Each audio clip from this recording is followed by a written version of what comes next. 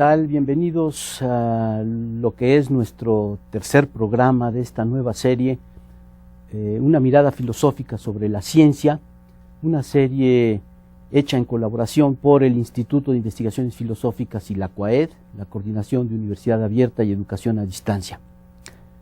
En esta ocasión, la verdad es un orgullo y un gusto tener con nosotros al doctor José Luis Díaz, un destacado científico, y yo creo que lo mejor para entrar ya rápidamente en nuestros temas es cederle la palabra, presentarlo, cederle la palabra y preguntarle, José Luis, dinos en dos minutos el trasfondo de tu formación, tu trayectoria y cuáles son los temas en los que en la actualidad estás trabajando. Con mucho gusto, muchas gracias por invitarme. Bueno, pues soy médico de formación de aquí de la UNAM. Empecé a trabajar con un profesor que fue del exilio español, profesor Dionisio Nieto, en psiquiatría clínica, pero después me moví hacia el campus, hacia la ciudad universitaria para hacer neurociencias, y a partir de entonces, 1967, cuando me recibí, soy investigador de la UNAM, y he trabajado pues neurociencias, psicofisiología, conducta animal, y últimamente he estado abocado al problema de la conciencia, sus bases neurobiológicas, su acceso metodológico, cómo se puede acceder a estudiar la conciencia.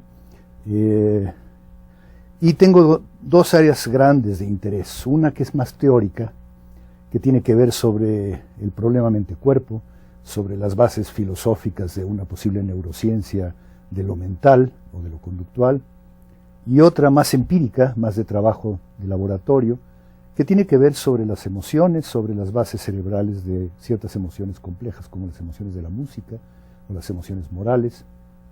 Y bueno, pues trato de dividir mi tiempo en estas dos áreas. Esto que tú llamabas investigación teórica, quizá la podríamos calificar de especulativa más que teórica. Estas reflexiones sí, limítrofes entre las disciplinas estrictamente científicas como las neurociencias y las interpretaciones filosóficas del trabajo realizado en estas áreas. Bueno, la palabra especulativa me suena a la bolsa, ¿no? Entonces no estoy tan seguro. Me dicen a mí que soy el filósofo de los neurocientíficos y el neurocientífico de los filósofos. Es decir, están estas dos áreas, la filosofía y las neurociencias, sí. Cada una tiene su trinchera y sus formas de trabajo, su metodología, sí. Y yo de alguna manera trato de tener un pie en una y otro en otra, aunque se me desconyunta un poco las caderas porque están muy lejos. No lo dudo, pero bueno, déjame abordar el tema, uno de los temas que tú has mencionado, que me parecen particularmente interesantes. Hablaste de psiquiatría. Visto desde fuera, la psiquiatría es un estudio médico de desórdenes de conducta, de personalidad, y obviamente es el estudio del cerebro que tiene en conexión con esta clase de manifestaciones corpóreas. ¿Tú cómo definirías la locura? Si hay alguna definición. La locura es un término popular que técnicamente en la especialidad de psiquiatría se conoce con el término genérico de psicosis. Sí. La psicosis en forma genérica es una alteración de las funciones mentales que ponen al individuo, digamos, fuera del contacto con la realidad. Hay alteraciones en la percepción, en el juicio, en el pensamiento, en el comportamiento, en las emociones y demás, que se quitan la adecuación del sujeto con su medio ambiente social. Sí. ¿Pero qué tiene que ver eso con el cerebro? Bueno, pues esta es una pregunta de trasfondo histórico y filosófico muy importante. Depende un poco de con quién se hable. Para una gente entrenada, con un profesor de neuropsiquiatría, discípulo de Cajal, de la escuela europea y demás, la locura debe tener un fundamento cerebral.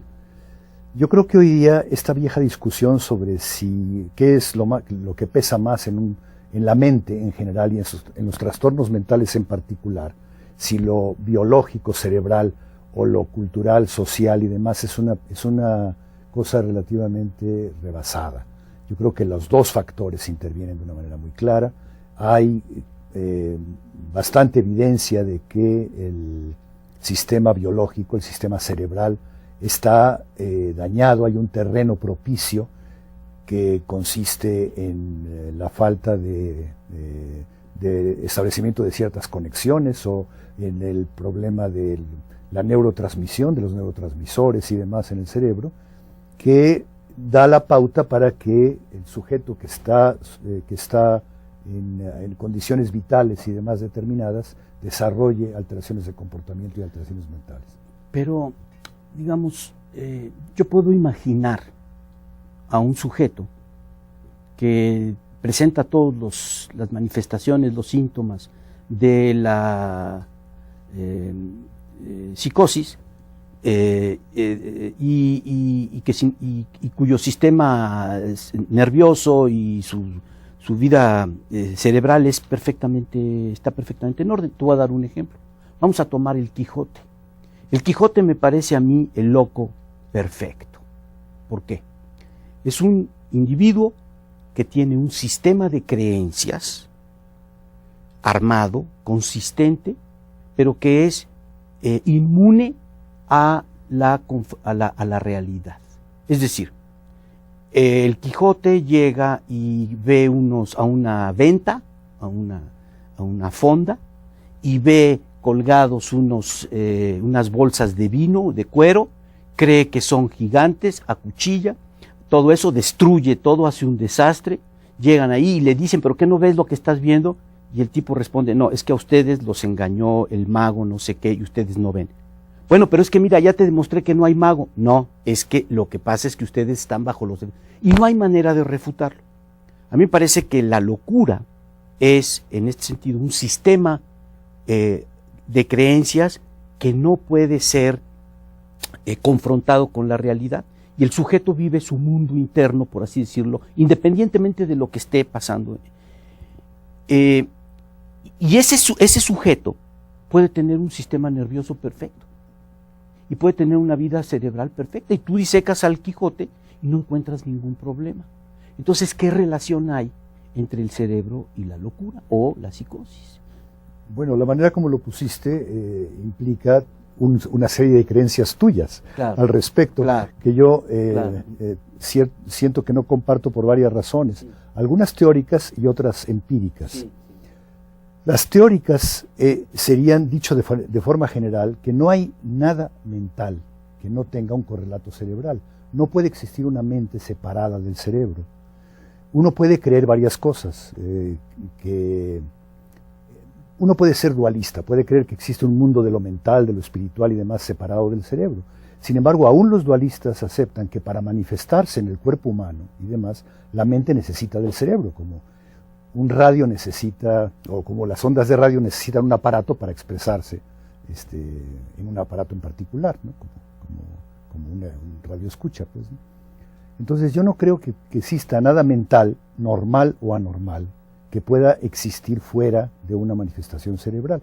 Eso no implica que haya un factor cultural y social y demás que lo engendra y que le da sus contenidos y le da las creencias y demás. Eso también lo acepto y me parece que no hay ninguna contradicción. Entonces, tampoco me parece aceptable la segunda parte que dijiste, que si uno diseca al Quijote no va a encontrar que su sistema nervioso funciona mal. Necesariamente funciona mal si su mente funciona mal. Porque hay que hablar, yo creo que hoy día, del sistema mente-cerebro. Todo lo que pasa en la mente pasa en el cerebro, no todo lo que pasa en el cerebro pasa en la mente, pero hay una correlación estrechísima. Cualquier cosa que sucede en la mente, cualquier recuerdo, ya no digamos patología mental, cualquier recuerdo, cualquier percepción, cualquier creencia, tiene un trasfondo o una contraparte o un fundamento cerebral. Pero eso presupone una interpretación, digamos, un tanto ingenua de lo que son las creencias y de lo que es creer algo, una interpretación filosófica estándar. Es decir, tú estás tomando la palabra creencia como un sustantivo y dices, bueno, la palabra tiene un significado, me tiene que remitir a algo. Yo digo de alguien que tiene tal o cual creencia, estoy diciendo que está en tal o cual estado, en un estado mental determinado, y como asumo, sin demostrar, que todo lo mental tiene que estar conectado con lo físico, y he asumido que no puede haber nada mental que no tenga un correlato físico, porque ese es un axioma en tu planteamiento, entonces yo tengo que tratar de encontrar el estado cerebral correspondiente al estado de la creencia. Pero eso es el resultado de una lectura, de una interpretación, digamos, fundada en la gramática superficial. La palabra creencia funciona de este modo. Pero en realidad cuando nos vamos a la cuestión, al tema de la adscripción de creencias, vemos que no tiene nada que ver con estados. Un estado es algo que tiene una ubicación temporal, pero nadie dice, yo creí entre 3 y 4 que la Tierra le daba la vuelta al Sol. Yo creí a las 3 que 2 más 2 es igual a 4. El concepto de creencia está siendo interpretado y luego, claro, me veo en el problema de encontrar un correlato, pero es que esa interpretación inicial era falsa, ¿sí? No es así como funciona el concepto de creencia. Nosotros partimos de una plataforma en la que hacemos adscripciones de estados mentales, ¿sí? Yo creo que, por ejemplo, pienso que tú crees que estamos en Ciudad Universitaria, pienso que crees que estamos en la Ciudad de México. ¿Por qué? Bueno, porque hay una serie de respuestas, conductas, un trasfondo conductual en ti que me permite adscribirte esa creencia. No te puedo adscribir la creencia de que estamos en Beijing, por muchas razones, ¿verdad? Pero todo eso está a la luz, y la adscripción de creencia es algo que se maneja en este plano de interrelaciones entre personas. ¿Qué tiene que ver el cerebro con eso? Todo. Tiene que ver todo, porque para que haya comunicación entre personas tiene que haber comportamiento, cuyo comportamiento está basado en una serie de pautas del cerebro que emiten ese comportamiento, incluso el comportamiento verbal. Sabemos de sobra en neurociencias las partes del cerebro que están involucradas en la emisión, en la comprensión del habla y demás, ¿no? Entonces, esto está claramente codificado en el cerebro. Nuestra expresión verbal, además, se transmite de una persona a la otra, y la otra la recibe mediante la percepción. Y conocemos también todas las zonas cerebrales que intervienen en la percepción del habla, en la comprensión del habla y en... No totalmente, desde luego, no sabemos mucho de la neurosemántica, de realmente cómo comprendemos el significado de las palabras. Eso es más complejo. Pero tenemos toda una serie de razones fuertes por las que pensar que lo que estás diciendo, este mundo transsubjetivo, sí, de persona a persona, sucede desde luego en un campo social, pero sucede gracias a mecanismos cerebrales de emisión y de recepción de comportamientos y de percepciones. A ver, no percibimos creencias. O sea que cuando yo expreso una creencia no es que tú la percibas vía, por ejemplo, los ojos. La percepción de creencias es algo distinto. Eso por un lado. Y por otro lado, a mí me parece que hay aquí una confusión generalizada, en el sentido de que se está tomando una condición necesaria para que algo sea posible con una explicación de lo que es ese algo. Estados mentales, pensamientos, creencias, imaginación, dudas, lo que sea. Para que eso pueda darse, obviamente que tiene que haber un cuerpo, vida cerebral, sistema nervioso y todo lo que eso involucra. Pero eso no quiere decir que la creencia sea eso. Es como decir, mira, conducir requiere de un coche con llantas, gasolina, pero eso no quiere decir que las llantas y la gasolina sean el conducir de un auto. Son fenómenos distintos, ¿no?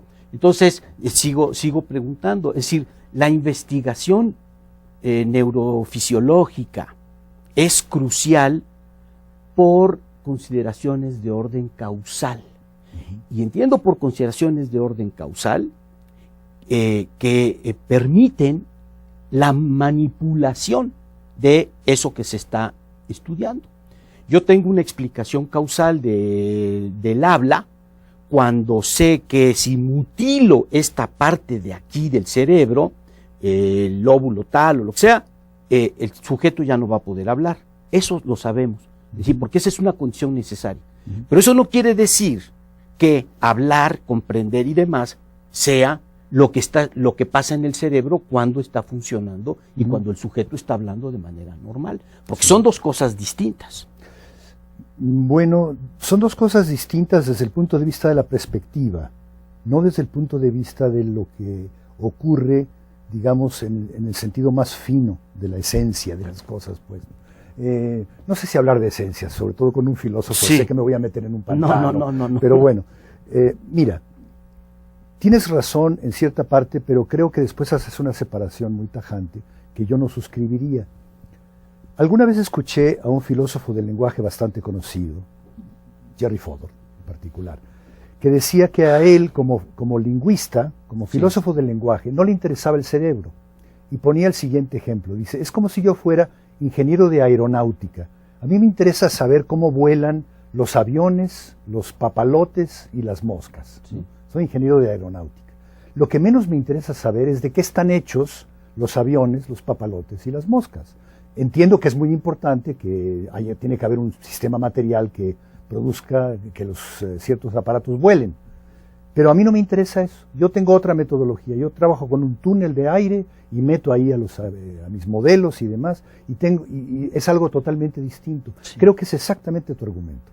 O sea, una cosa es el tratar de ver la creencia como un fenómeno psicosocial, de tipo lingüístico y demás, y otra cosa es tratar de decir, está asociada a una base material que yo no niego que sea el cerebro. Sí. Bueno, yo creo que esto es cierto desde un punto de vista metodológico, o sea, la creencia la pueden estudiar los filósofos o los lingüistas o los psicólogos y demás, pero también, diría yo, la pueden estudiar los neurobiólogos.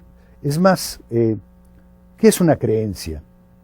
Una creencia es que tú tienes un postulado, tú postulas algo, pero además de ese componente que es fundamentalmente lingüístico, tienes una proposición. Yo creo en Dios, por ejemplo, ¿no? Es una proposición. Aparte de que esto es lingüístico esencialmente, también hay una apuesta afectiva de que esto es verdadero. Las dos cosas, la consideración puramente lingüística y la apuesta afectiva, pueden ser estudiadas neurobiológicamente y están siendo estudiadas neurobiológicamente. Lo que menos tratamos de decir hoy en día los neurobiólogos, y fue un error del pasado, es decir, no es nada más que, o tratar de reducir la creencia a neuronas. No se trata de eso. Yo lamento mucho, en verdad, que me hayas puesto del lado de Jerry Fodor, que es un pensador que, digamos, vamos a decirlo suavemente, me es ajeno, pero tendería a coincidir en algún punto con lo que él dice, pero más bien yo presentaría la idea de este modo. Tenemos un concepto inicial común compartido de creencia, que no es lo que tú estabas diciendo, pero bueno, en eso estamos todos de acuerdo, todos los hablantes, todos sabemos autoadscribirnos creencias, expresar nuestras creencias y adscribírselas a los demás. Y luego, por distintas razones conectadas con métodos de investigación, métodos de experimentación, aparato teórico, etcétera, se van desarrollando nuevos conceptos de creencia. Y hay un concepto de creencia neurobiológico, como puede haber un concepto de creencia legal, como podría haber un concepto de creencia poético, religioso, etcétera. Son emanados todos ellos del concepto inicial, del concepto madre, por así decirlo. Lo único que no puede pasar es que estos nuevos conceptos, que están circunscritos a sus distintas áreas de aplicación, sean o una explicación o el reducto al cual se retrotraen todos los demás. En ese sentido no hay la esencia de la creencia. Los neurobiólogos, cuando hacen experimentos, por ejemplo, con ratas, y le ponen trampas para ver dónde está el queso, y luego dices, la rata creyó que el queso estaba por acá, le atribuyes una creencia en tu concepto original, y luego tratas de buscar si hay alguna conexión entre la creencia que tú le adscribes y el funcionamiento del cerebro en ese caso particular. Pero bueno, eso es ocupa un margen muy estrecho, es para esa clase de experimentos que hablan de creencia. Entonces, lo que yo he dicho en varias ocasiones, ¿qué se produce aquí? que los científicos generan un concepto, un conflicto conceptual porque son muy flojos. Son flojos no experimentalmente ni teóricamente, sino lingüísticamente, porque no quieren construir el nuevo concepto. Ellos deberían decir, bueno, mi concepto de creencia neurobiológica, y entonces ya. Mi concepto de creencia neurofisiológica, y ya. Mi concepto de creencia psiquiátrica, y ya. Y entonces ya entendemos de lo que están hablando, pero siguen hablando de creencia usando el concepto que todos manejamos, por así decirlo, robándoselo. Y entonces generan un problema de orden filosófico, que no obstaculiza la investigación científica, desde luego. Esto es una característica de la filosofía. Es interesante para interpretar y podemos estar equivocados, pero la investigación científica sigue su curso. Pero claro, las interpretaciones ahí van a diferir. ¿Tú estarías de acuerdo con esto? En buena parte sí, Alejandro. Creo que empezamos a coincidir. Sí. Efectivamente, creo que estamos en un terreno, y más en la actualidad, en donde una serie de conceptos que fundamentalmente han sido manejados por la filosofía están siendo manejados por la neurociencia. Sí. Y creo que en ese traslado, en esa traducción, diría yo, de conceptos, hay problemas, Sí. como en toda traducción. Exacto. ¿no? Lo que sí hemos rebasado, y creo que en eso ya nos pusimos de acuerdo, es que la neurociencia actual no trata de hacer una explicación completa y reductiva de cosas tan grandes como es la creencia. Al estar estudiando una creencia en un paradigma experimental, y no con ratas, sino con seres humanos, que tienen creencias y las están expresando, hay paradigmas en los que, por ejemplo, un sujeto lee un problema particular, tiene que generar una creencia para responderlo, y en ese momento le estamos tomando una resonancia magnética del cerebro, Sí. y vemos qué áreas están involucradas en eso. El neurocientífico estaría verdaderamente mal si tratara de decir, es que ya encontramos el sitio de la creencia, o lo que es la creencia. o lo que es la creencia. Ya. Estamos encontrando alguna pauta neuronal que se correlaciona con, estoy siendo muy cuidadoso con el lenguaje, Sí, se claro. correlaciona con el manejo de la creencia en el momento que el sujeto la está teniendo. Ya. Eso es todo lo que podemos decir. Ya. Y yo digo, nada más y nada menos. Sí. Es mucho decir. Es mucho, desde luego. Pero lo que sí queda claro, y por tu ejemplo que me parece muy ilustrativo, es que sea lo que está pasando en esa masa encefálica, no tiene nada que ver ni con contenidos, Ajá. ni con verdad, ni falsedad. Ah, ok. ¿Sí? Bueno, piensa. Es simplemente materia orgánica operativa, en operación, funcionando, pero cómo en la materia podrían incidir, aparecer la verdad, la falsedad, la orientación, la intencionalidad. ¿Qué tiene que ver una cosa con la otra? Sí, bueno, eso es muy wittgensteiniano. Eso sí no lo vas a negar, tu filiación. No, al contrario, la estoy aplicando, pero sí. Sí. Muy de Wittgenstein. Mira, en algo estoy de acuerdo y en algo quizás no tanto. Efectivamente, no tiene que ver con contenidos. Tiene que ver y no tiene que ver. Es decir, los contenidos de alguna manera deben estar siendo manejados por nuestro aparato perceptivo, por nuestro aparato lingüístico y por nuestro aparato cerebral en forma general. Tiene que ser manejado. Eso no quiere decir que ahí resida. El contenido de una proposición, una creencia, es algo que se maneja en el mundo de la comunicación, en el mundo social y demás, ¿no? Pasa por el cerebro. En el momento en que yo estoy entreteniendo una creencia o considerando tu argumento, algo pasa en mi cerebro para realizar ese comportamiento, necesariamente. Pero no hay una identidad en ese sentido. Pero decir que no tiene nada que ver, ahí ya no llegaría. Tiene algo que ver. No sabemos qué. La diferencia entre procesamiento y contenido es muy importante y muy interesante, y estoy de acuerdo contigo en eso. O sea, como neurocientíficos podemos ver qué sistemas o qué subsistemas del cerebro están involucrados en una emoción, en un pensamiento o en una percepción. Eso ya se hace. Lo que no sabemos es cuál percepción, cuál pensamiento, ese es el contenido. En eso, por ahora, y yo no sé si en el futuro habrá forma de penetrar con un conciencioscopio, ¿verdad? Sí, que yo pueda apuntarte a la cabeza y decir, estás pensando, en realidad me dices esto, pero estás pensando esta otra cosa. Sí. Eso no está a la vista. O sea, eso es ciencia ficción. Sí, desde luego. Yo creo que has tocado un punto que es crucial, ¿no? Es decir,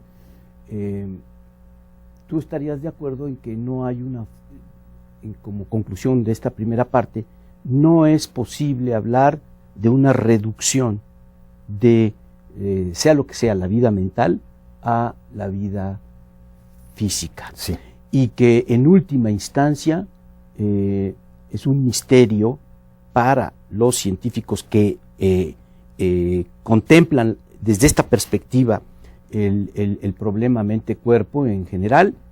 Va a ser siempre un misterio, no hay una idea de por dónde podría venir la solución para encontrar esta correlación entre los contenidos de nuestras creencias, nuestros pensamientos, nuestra imaginación y los estados, las configuraciones neuronales, cerebrales, los estados cerebrales. ¿Sería cierto esto? Porque entonces habría que orientar la investigación científica en una dirección diferente, quizá. Quizás. De nuevo matizar lo que acabas de decir. Sí. Lo pones de una manera en que yo tampoco lo suscribiría palabra por palabra. Ya. Sí, efectivamente, yo no soy un partidario de la reducción de lo mental a lo cerebral. Sí. No creo que vaya a desaparecer la facultad de psicología Sí. cuando tengamos una facultad de neurociencias lo suficientemente grande como para saber todo lo que pasa en el cerebro, ¿no? Alguien ha dicho, con buen sentido del humor, que buscar la mente en el cerebro es como escarbar la tierra buscando la gravedad. Sí. Nadie niega que la gravedad depende de la tierra, pero no la vamos a encontrar rascando la tierra. Sí. Esta es una buena caricatura, pero no es particularmente verdadera. Sí. Usaste dos palabras al mismo tiempo y con una estoy en acuerdo y con otra no. Dijiste, no vamos a poder reducir lo mental a lo neurofisiológico, no lo vamos a poder explicar plenamente de esa manera. Pero usaste la otra, en donde yo sí apuesto un poco más por ella, la correlación. En el momento en que tengamos una psicología cognitiva, mental bien desarrollada y una neurociencia bien desarrollada, vamos a poder establecer puentes correlativos entre una y otra, como este que acabo de decir. Durante la creencia se está activando tales módulos cerebrales y demás. Eso es un camino para ir haciendo correlaciones fuertes. Esas correlaciones fuertes para mí sí van a constituir una psicofisiología del futuro, ¿no? Bueno, con este punto de vista optimista, yo creo que terminamos esta primera parte y regresamos en un minuto. Muchas gracias.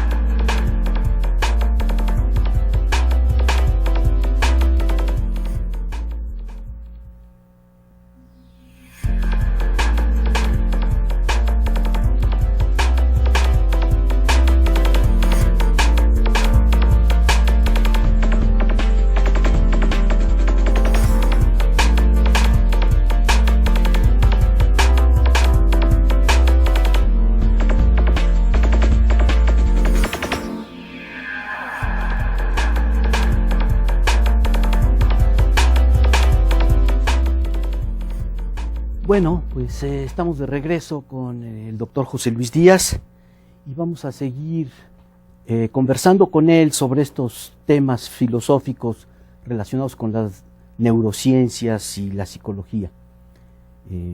Ya de por sí hay un problema de conexión, yo diría, teórica entre la psicología y las neurociencias, porque la psicología, como bien dijiste al final de tu alocución,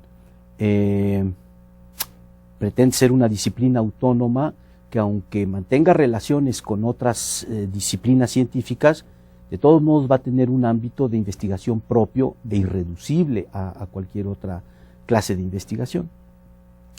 Pero bueno, hay otros fenómenos y otra dimensión, me parece, de la vida que queda un poco fuera de lo que se ha considerado aquí, o no le hemos concedido la suficiente importancia, y es todo lo relacionado con el lenguaje. Yo puedo imaginar, por ejemplo, una tribu de gorilas. De hecho, en algunos programas de televisión que ha habido, de los pocos buenos que hay sobre animales y demás, está yo viendo uno sobre gorilas y ve uno en sus sistemas de comunicación muy primitivos, de manera incipiente o radiográfica, por así decirlo, lo que es el lenguaje humano. Hay gruñidos de gusto, de peligro, y se comunican entre sí. Y se dicen, vamos a ponerlo así, aunque sea de manera muy primitiva, cosas, se transmiten, yo diría, de forma muy primitiva, pensamientos. Igual que cuando las leonas van a cazar, tienen un sistema de comunicación muy primitivo, pero se dicen, ve para acá, ve para allá, va a salir corriendo por acá, atrapa, etcétera, ¿no? No se dicen eso es una transcripción lingüística que yo estoy haciendo, pero hay un sistema de comunicación. Y es a partir de ahí que surgen las ideas de pensamiento, transmisión de pensamientos, creencias, dudas, etcétera, ¿sí? Los gorilas podrían desarrollar en principio su sistema de comunicación. Vamos a suponer que quitamos a los hombres, a los grandes destructores de la tierra, los quitamos y ellos se desarrollan su sistema lingüístico hasta llegar al lenguaje actual, como el nuestro, con su gramática, sus estructuras y demás. Allí ellos hablarían de que el gorila tal dijo tal y pensó tal cosa cuando estaba haciendo tal cosa y su creencia, y vio tales y cuales cosas y expresó su dolor de tales y cuales maneras. Y no habría para nada lenguaje de cerebro, vida cerebral, no habría explicaciones causales de ninguna índole. Pero tendrían todos los conceptos que nosotros tenemos. Entonces eso quiere decir que nosotros, el hablante normal, que por lo tanto presupone una comunidad de hablantes, no es un individuo solo, sabe lo que es una creencia, lo que es tener un dolor, lo que es que otra persona tenga un dolor, que imagine y que piense y todo lo demás. Y eso es un universo autosubsistente. Lo que viene después son anexos y explicaciones de otra naturaleza. ¿Tú estarías de acuerdo con ese cuadro? Sí, desde luego.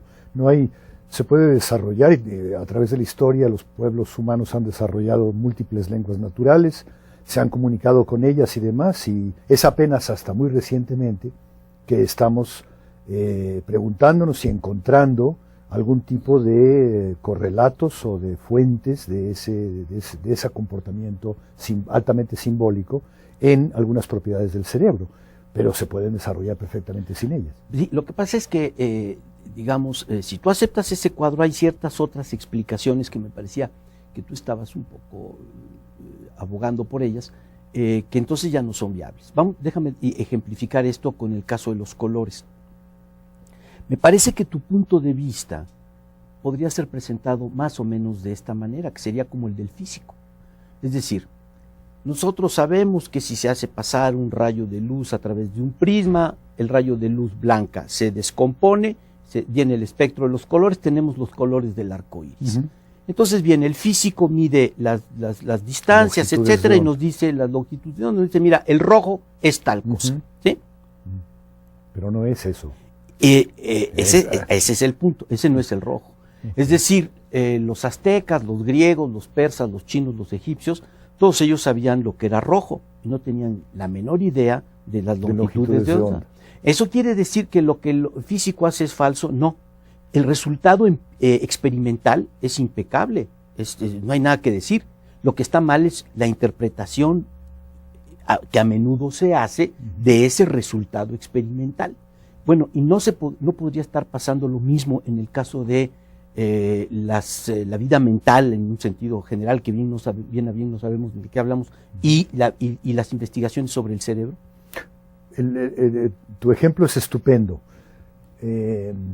porque se puede trasladar de la siguiente manera. Rojo, vamos a decir que estoy de acuerdo con que el rojo no es idéntico a tal longitud de onda.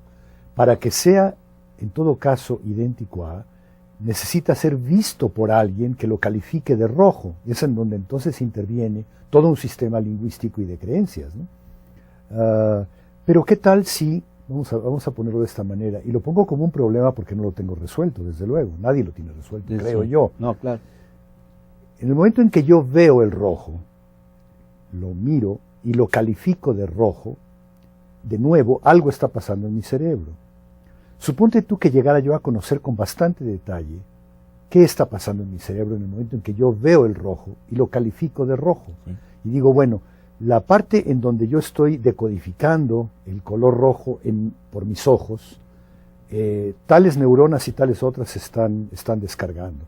Esas están encargadas de, vamos a usar estos términos, ¿sí? Que yo mismo soy reticente a usarlos con toda precisión, pero bueno, estas neuronas están involucradas en el ver rojo. Pero cuando yo le pongo el nombre de rojo, resulta que viene un aparato lingüístico que ya reside en otra parte del cerebro, que se comunica con el anterior para decir, este color que estoy viendo se llama rojo. Y estoy diciendo, eso que estoy viendo se llama rojo. Y tú también le llamas así. ¿No?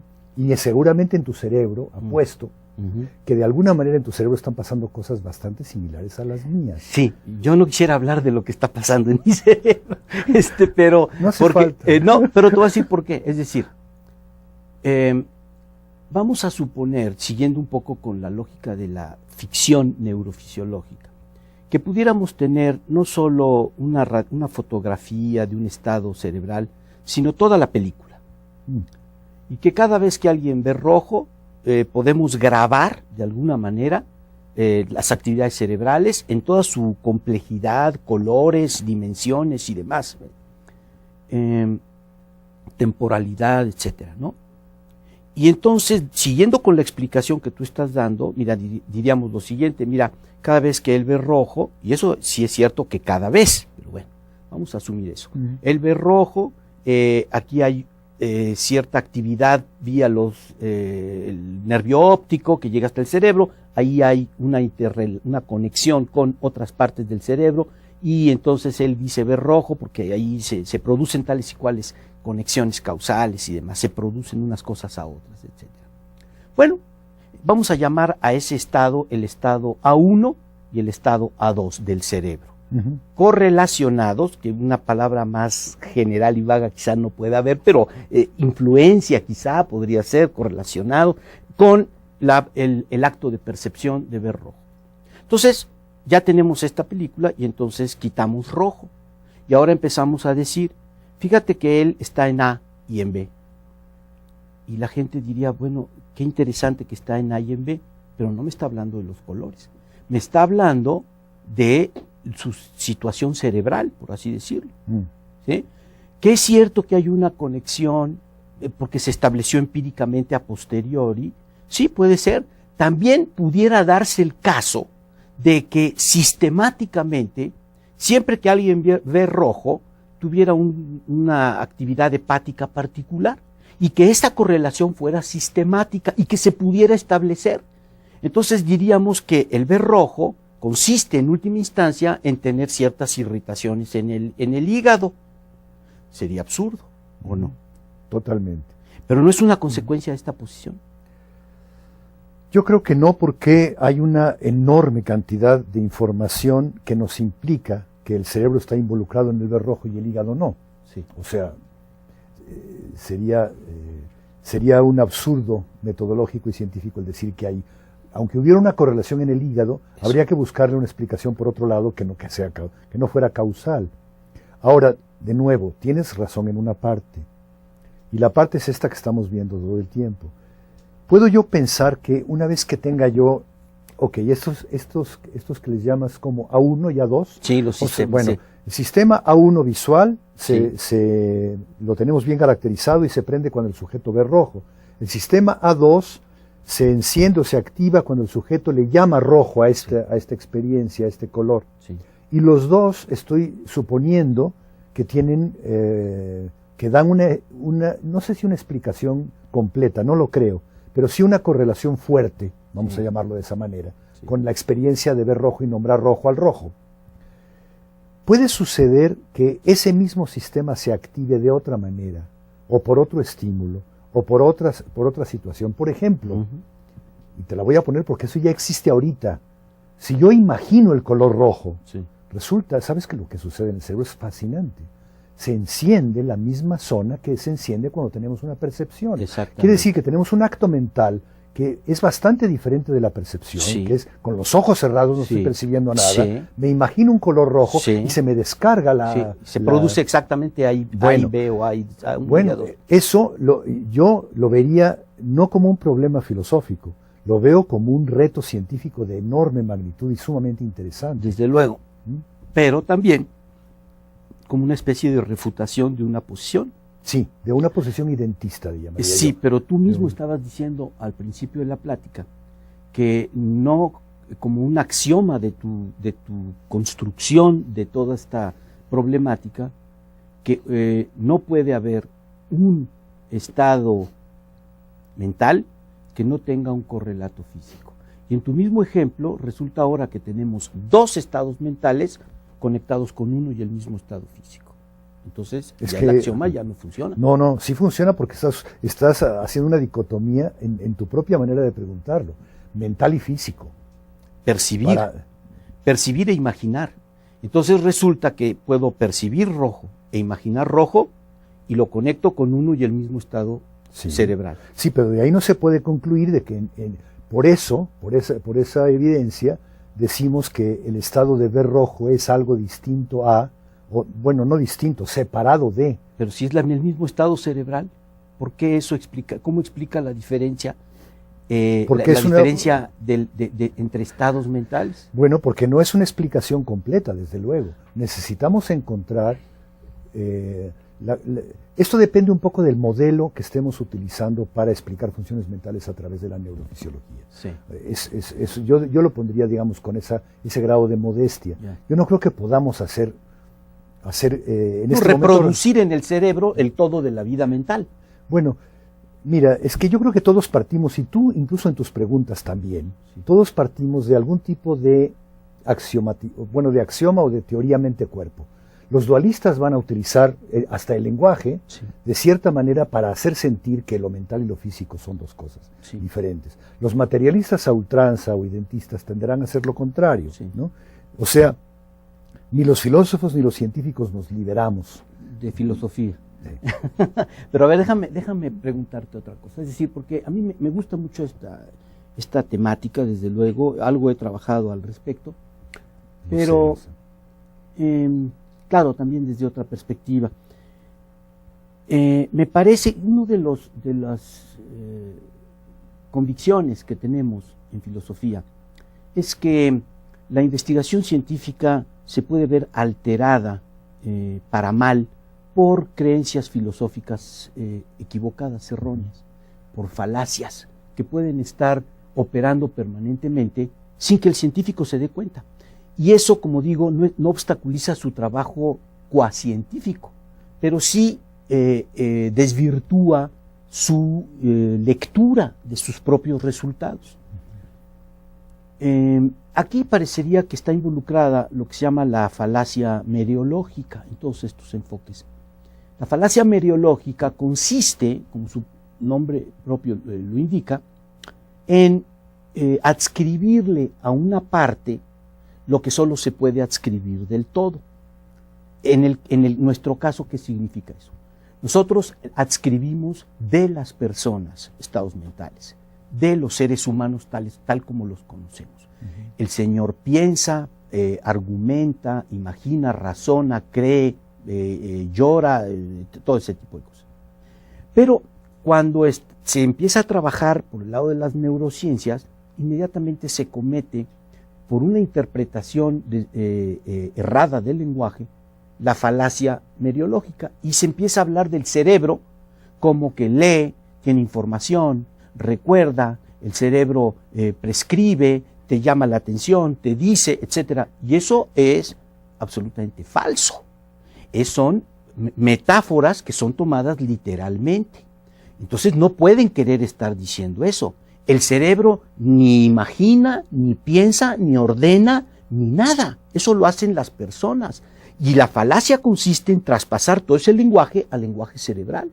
¿Es ese o no un problema en la interpretación filosófica del lenguaje de lo mental y de la neurofisiología? Totalmente. Y eso permea todas estas discusiones. Sí, de nuevo hay que matizar. Creo que hacemos ese tipo de falacias en muchas otras cosas. Cuando un arquitecto habla de ciertas propiedades de una construcción, de una casa, a veces hace esa misma falacia.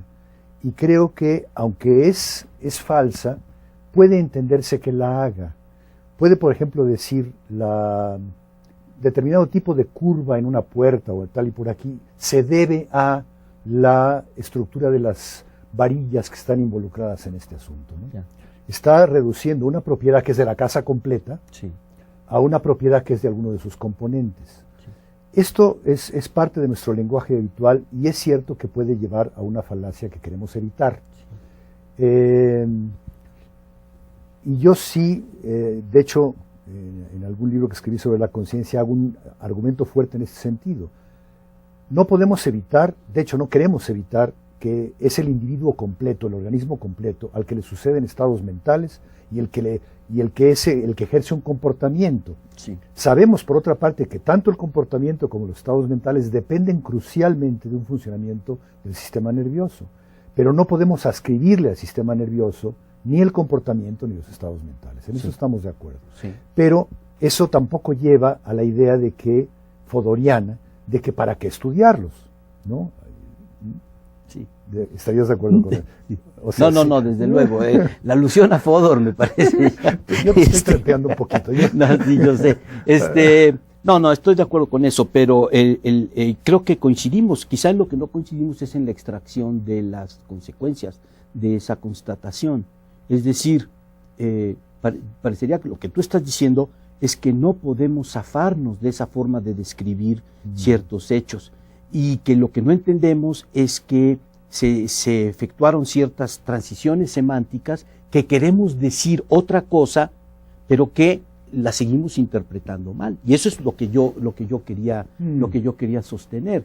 Sí. Es decir, que el trabajo de neurofisiología y neurobiología y todo eso, se tiene que seguir haciendo y ojalá y se desarrolle. El problema es con la lectura de los resultados, ¿no? Es un poco como, y eso pasa en todas las ciencias, es como hablar en biología, sí, queremos hablar de fenómenos de vida y demás, pero hay quien va a extraer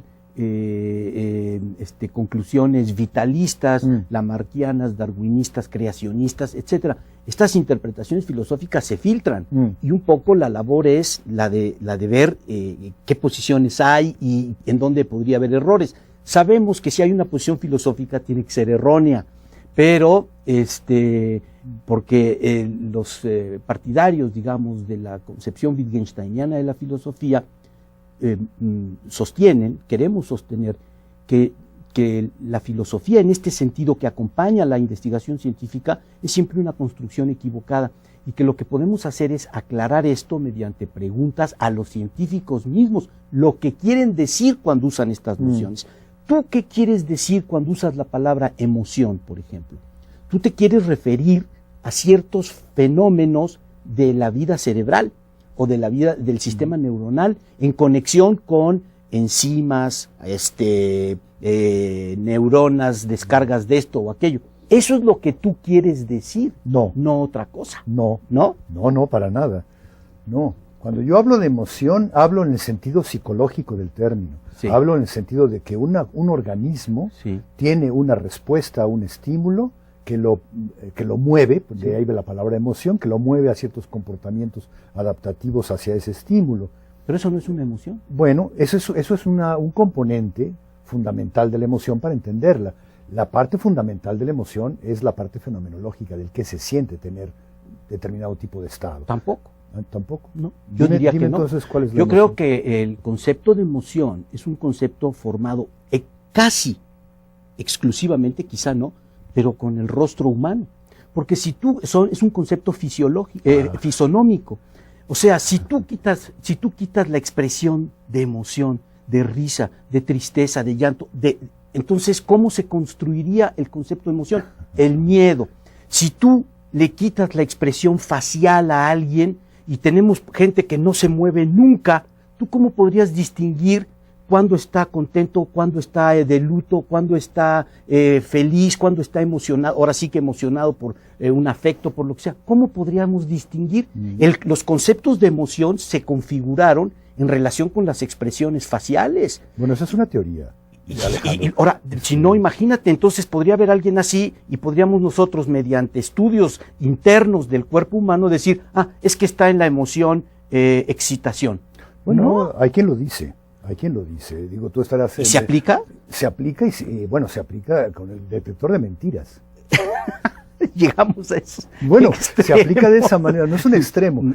Mira, el asunto del rostro facial de la emoción es fascinante. Sí. Y está en un debate, ese probablemente para mí, en este momento, el debate sobre la emoción humana se centra en una discusión teórica entre los que opinan, como lo acabas de decir tú, que es el rostro, los gestos del rostro los que tienen la clave. Y tú estás volviéndote reduccionista en este caso, estás reduciendo la emoción a un movimiento de músculos del rostro. Sí, no, pero bueno, está bien. Sí. Se me hace que estás siendo muy reduccionista en ese sentido.